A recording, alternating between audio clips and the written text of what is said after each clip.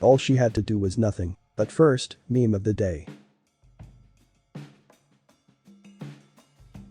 Names and some details changed for privacy, I'm on mobile, etc.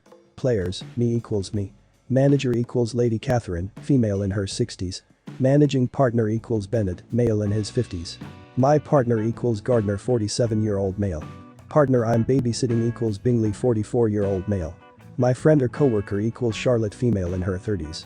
I am a professional attorney wrangler for a big legal firm. If you've watched Suits, I'm Donna if she was wound tighter than a child's music box. As a legal admin, I have to keep a tremendous amount of information straight. Every county and every US state has their own court system, their own rules, and their own idiosyncrasies. I have 5 attorneys on my team. Despite the TV shows, it's pretty unusual for a lawyer to have a special secretary all their own unless they are very important, so 5 is a solid number.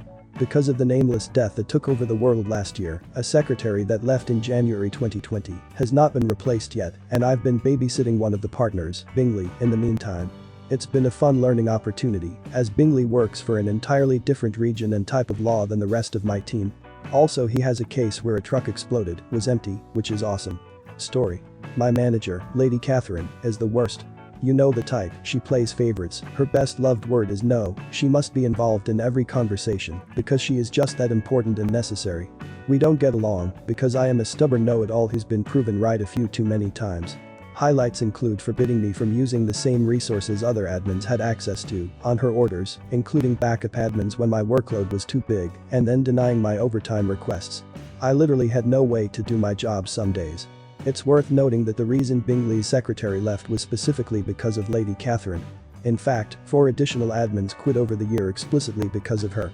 Anyway, at this point, I'd been working with Bingley for almost a year. It was November 2020, and we'd settled into a pretty good routine. I'd gotten used to filing pleadings in a different state and no longer needed to double-check all my work for nuance.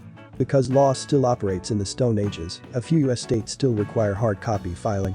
Anything we want the judge to read has to be sent by actual mail, on actual paper, to arrive in the judge's actual hands. It's a pain, most states let you file electronically, but whatever. Bingley mostly only has cases in one of the hard copy states.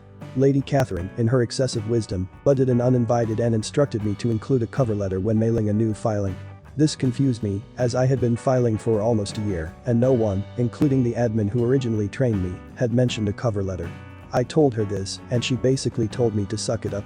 I called the court admin to make sure I wasn't crazy and that I hadn't ruined a year's worth of filings, and the court admin literally laughed and said to please not include a cover letter ever. So I didn't. Imagine my surprise when Lady Catherine called me, writing me up for insubordination. Even knowing the court rules and the judge and the court admin explicitly said to not send a damn letter, she was right because she is always right and I am, and I quote, a disrespectful little crap, and she was tired of me. A warning went into my employee file, pending disciplinary measures. The next day, she emailed my team telling them to reduce my score on my yearly review, as she knew I had been rated too highly for what my abilities really are. It felt to me like she was preparing to fire me by creating a history of poor performance. Well, if you're so tired of me, Madam Manager, I can leave. Within a week of looking, I found a new position. Now, here's the issue, I f***ing love my team. This is the best work team I've ever been on. We take each other seriously and we genuinely love each other. A lot of times admins get pushed around because we don't have fancy degrees, but not here. Calling in to quit, I cried. I cried a lot. I cried to the point that one of the partners, Bennett, asked if I wanted a counter-offer. I said no, because that wouldn't solve anything. He asked what I meant. I told him. I told him about the write-up. I told him how she was trying to falsify my employee review after it had been submitted. I told him the reason 5 admins had left. I told him about how I wasn't allowed to ask for help.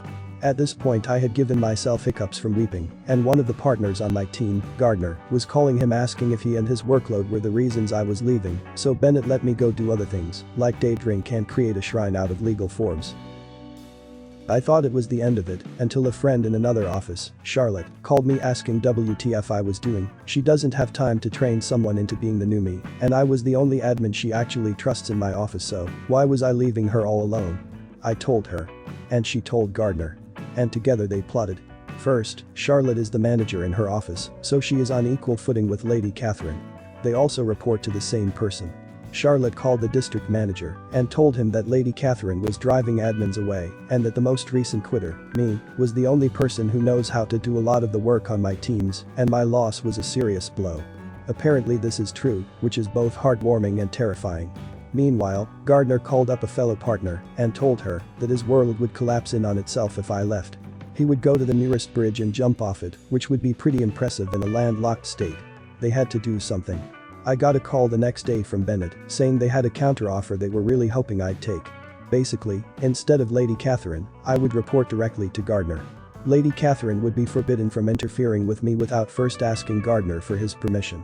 This solved the issue, and I got to stay with my team, so I happily accepted. I thought the debacle was over. The debacle was not over. Unbeknownst to me, after looking at the evidence, exit interviews, emails, memos, Bennett put Lady Catherine on a performance improvement plan, and she did not get an end-of-year bonus or raise. Turns out I had been absolutely correct. Lady Catherine's behavior and treatment had been the explicit cause that 6 secretaries quit in less than a year. I got a call last week from Charlotte. I figured she wanted to gossip about coworkers or rant about how a shared client is a big ol' headache, but it was actually to give me a heads up. Lady Catherine had been stripped of her management duties.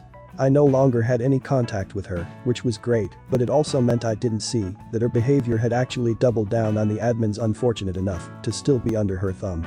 She had missed every single one of the benchmarks on her performance improvement plan. Charlotte had called me to ask my opinion on who should be the new manager, as I know everyone, and she was helping cover some things as an outside manager.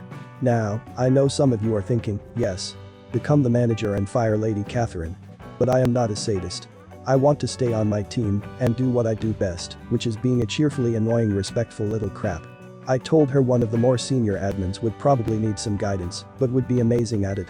No one has to deal with Lady Catherine anymore. She is now a mere paralegal and not anyone's manager at all. If she had just left me alone and not interfered where she wasn't needed, none of this would have happened. All she had to do was nothing.